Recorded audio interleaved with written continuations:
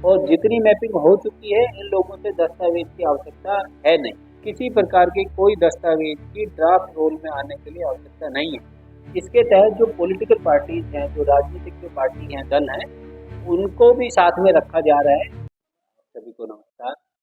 जैसा कि आप सबको जानकारी में होगा, ईसीआई ने भारत निर्वाचन आयोग ने राजस्थान राज्य के अंदर स्पेशल इंटेंसिव रिवीजन है वोटर लिस्ट का, वो करवाए जाने का निर्णय किया है। इस संबंध में सोमवार को प्रेस कॉन्फ्रेंस ईसीआई द्वारा रखी गई थी और आप सब लोगों को जानकारी में विभिन्न माध्यमों से सूचना प्राप्त हो गई होगी। इस संबंध में बालोतरा जिले की जो पृष्ठभूमि है और यहाँ पर क्या क्या गतिविधियाँ होनी है, वो आज हम लोग इस प्रेस कॉन्फ्रेंस के जरिए जो आम जन है उनको अवगत कराना चाहिए। सबसे पहले जो एसआईआर है, इसका मतलब ये है कि स्पेशल इंटेंसिव रिवीजन, जो वोटर लिस्ट जो होती है हर एक बूथ की, उसका जो गहन जो एक पुनरीक्षण होना है। मतलब जो लोग बाग 1 जनवरी 2026 को जो 18 साल के होने वाले उनका नाम जोड़ा जाएगा। कुछ अगर डुप्लीकेसी रहती है तो उन लोगों के नाम इसमें से हटाए भी जाने प्रस्तावित है। कुछ ऐसे लोग जो किसी कारणवश जिनकी डेथ हो गई है या यहाँ से अगर शिफ्ट हो गए हैं और उन्होंने अपना नाम किसी दूसरी जगह जुड़वा लिया गया है, तो उन लोगों को भी जो संशोधन जो भी होना है वोटर लिस्ट में, वो करवाया जाना प्रस्तावित है। प्रेस कॉन्फ्रेंस के स्टार्टिंग में ही मैं आप लोगों को ये बताना चाहूँगा कि हो सकता है कुछ लोगों के मन में कुछ सवाल हो, कुछ संशय हो, लेकिन किसी भी प्रकार से ये एक्सरसाइज ये नहीं है कि नाम हटाए जाने की एक्सरसाइज, वो नहीं है। इसमें केवल वोटर लिस्ट के अंदर जो नियमानुसार जो आवश्यक जो संशोधन होने हैं वो करवाए जाए। अब इसका एक कैलेंडर जो है वो ईसीआई ने जारी किया है, मैं आप लोगों को एक बार अवगत कराना चाहूँगा।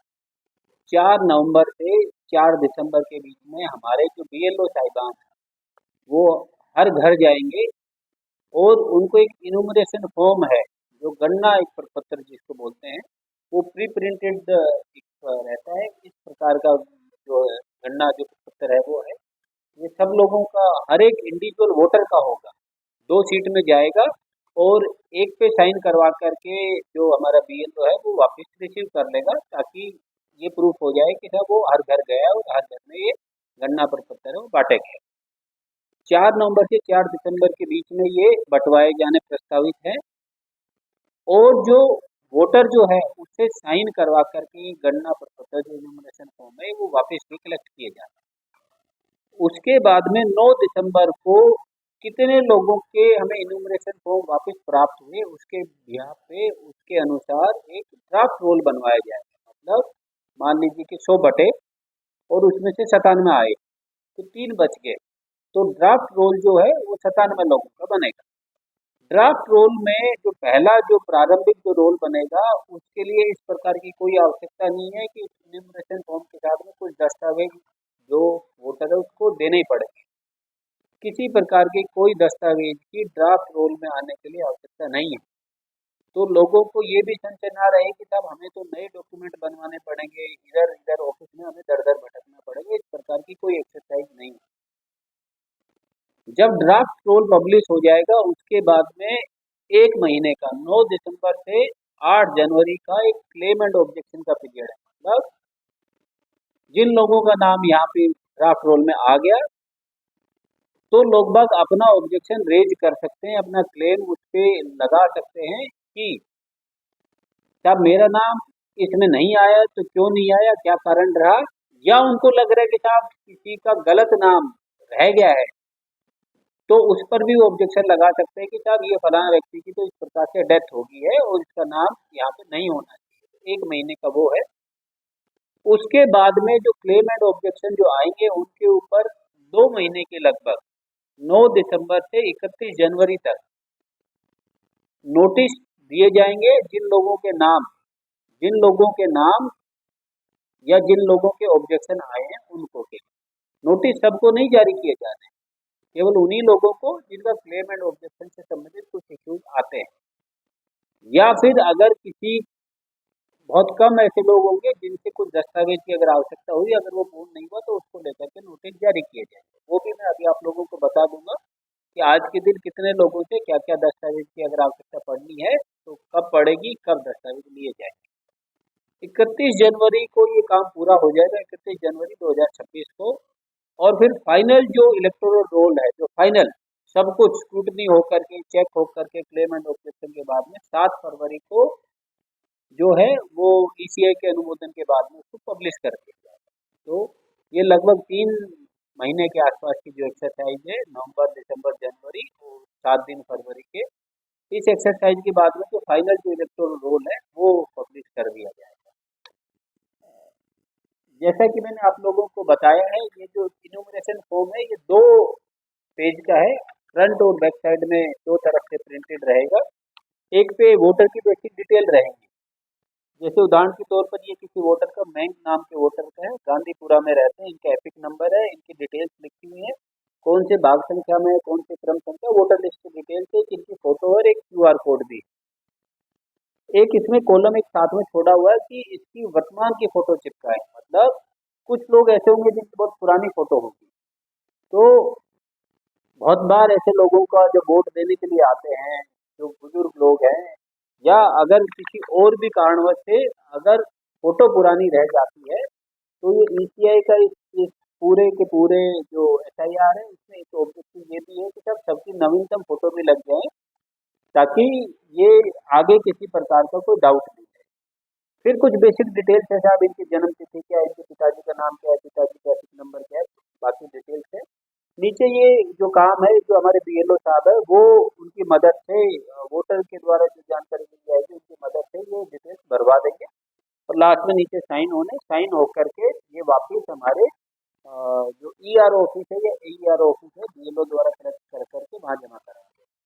दूसरी तरफ इसके अंदर दिशा निर्देश दिए गए हैं, विभिन्न प्रकार के दिशा निर्देश हैं कि सब कौन से 12-13 प्रकार के दस्तावेज किसी व्यक्ति को अपनी नागरिकता या अपनी पहचान के लिए उसको जरूरत पड़ सकती है, और किस किस लोगों से किस प्रकार के दस्तावेज की आवश्यकता हो सकती है। अब इसके अंदर मैं ये भी बताना चाहूँगा, ये जो एक्सरसाइज है केवल मात्र एक सरकारी एक्सरसाइज नहीं है। इसके तहत जो पॉलिटिकल पार्टीज हैं, जो राजनीतिक जो पार्टी हैं, दल हैं, उनको भी साथ में रखा जा रहा है। ऑलरेडी राज्य स्तर पे भी, हमारे यहाँ पे भी, और ब्लॉक स्तर पे भी बैठ के करने का निर्देश जारी किए जा चुके हैं। हमारे यहाँ बैठकें हो चुकी हैं, राज्य स्तर पे भी बैठक हो चुकी है। सारे के सारे जो पॉलिटिकल जो मान्यता प्राप्त जो राजनीतिक दल हैं, उन सभी को जो बेसिक जो दिशा निर्देश है वो बता भी दिए गए हैं, और हर पॉलिटिकल पार्टी को 2 बीएलए अपॉइंट करने, 2 प्रकार के, BLA 1 booth level kind of agent जो है, और BLA 1 है हर विधानसभा पे एक रहेंगे। तो दोनों पार्टी ने, कांग्रेस और बीजेपी ने हमारे यहाँ पे BLA 1 अपॉइंट कर दिए हैं तीनों विधानसभाओं के लिए, और BLA 2 हर बूथ पे एक बनाया जाना है, जो पॉलिटिकल पार्टी बनाएगी। हमारे यहाँ पे मैं आप लोगों को जानकारी देना चाहूँगा कि सभी बूथों पे बीजेपी और कांग्रेस की तरफ से BLA 2 की लिस्ट भी दी जा चुकी है। तो ये जो भी एक्सरसाइज होगी, जहाँ भी जाएंगे तो BLA 2 भी इसके अंदर एक्टिवली पार्टिसिपेट कर सकते हैं, उनको भी बेसिक जानकारी में रहेगी। शीघ्र ही हम लोग अभी BLO का प्रशिक्षण कराए, BLA 2 का भी हम लोग अलग अलग जो तहसील स्तर पे है उनका प्रशिक्षण रखेंगे, और उनको भी अवगत करा देंगे, ताकि किसी को किसी प्रकार की भ्रांति नहीं रहे कि सब ये एक्सरसाइज क्या है। मैं मोटे तौर पे मैं आप लोगों को बताना चाहूँगा कि बड़ी सिंप्लीफाइड सी एक्सरसाइज है। इसमें 2 प्रकार के वोटर को मैप किया जा रहा है। अभी जो BLO ऐप है इसमें 40 साल से ऊपर के लोग और जो 40 साल से नीचे के लोग। संभावना ये है कि जो 40 साल का जो भी व्यक्ति रहेगा वो 2002 के वोटर लिस्ट में रहेगा। तो उन लोगों की मैपिंग है, हमारे जिले में लगभग 90% लोगों की मैपिंग हमारे सारे BLO साहिबान ने कर दी है, और ये हमारे लिए बहुत बड़ा एक हमारी टीम के लिए बहुत बड़ा प्रयास है कि उन्होंने 90% लोगों की 90 कि अगर 100 लोग हैं 40 साल से ऊपर की उम्र के, तो उसमें से 90 लोगों को ऑलरेडी बिना किसी के घर गए मैप किया जा चुका है। ऐसे लोगों से वोटर से कोई भी दस्तावेज नहीं लिया जाना पड़ता।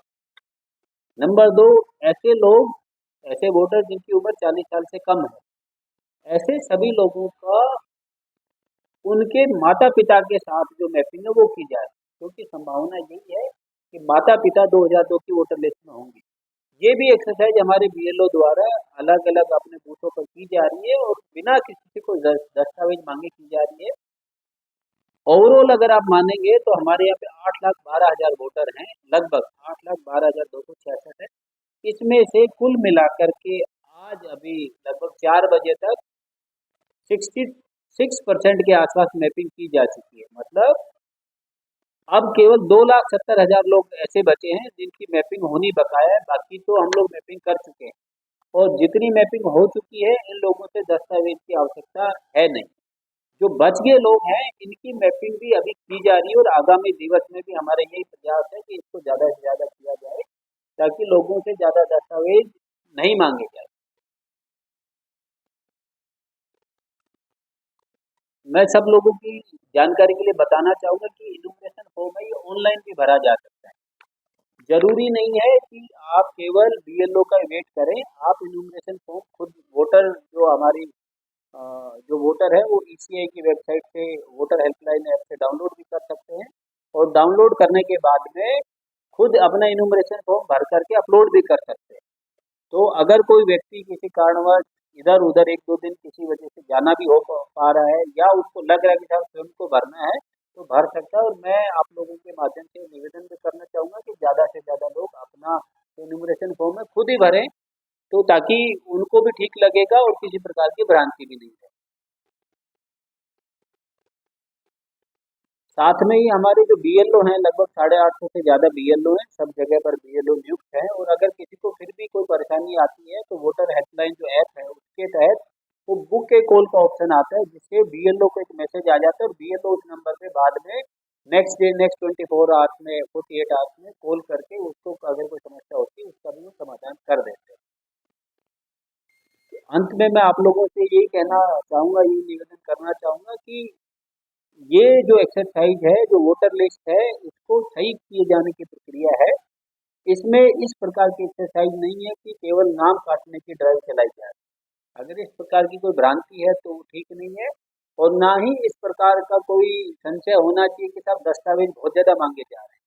जैसे मैंने आपको बताया 2/3 तो ऑलरेडी हम लोग मैप कर चुके हैं और जल्दी बचे हुए लोगों को भी मैप कर देंगे। तो बहुत कम लोग ऐसे बचेंगे जिनसे दस्तावेज की आवश्यकता पड़ सकती है। मैप करने के लिए जरूरी नहीं है कि वो वोटर हमारा यहीं का हो। अगर कोई व्यक्ति उदाहरण के तौर पर उत्तर प्रदेश से आकर के यहाँ रहने लग गया है और जब बीएलओ हमारा वहाँ पर जाएगा इन्यूमरेशन फॉर्म लेकर के, अगर वो ये भी बता पा रहा है कि साहब मैं उस टाइम पे उत्तर प्रदेश के अंदर मेरी ये विधानसभा थी और ये मेरा सिर्फ विधानसभा और बूथ नंबर भी बता देगा तो हमारे बीएलओ का सॉफ्टवेयर में प्रावधान है वो पूरे के पूरे देश भर में किसी भी जो बूथ है उसकी वोटर लिस्ट में से वो ढूंढ पाएंगे। उनके पास वो भी सुविधा उपलब्ध है, ढूंढ करके वो खुद ही मैप भी कर दें। तो अंततः बहुत कम लोग ऐसे बचेंगे जिनसे कोई दस्तावेज की आवश्यकता है।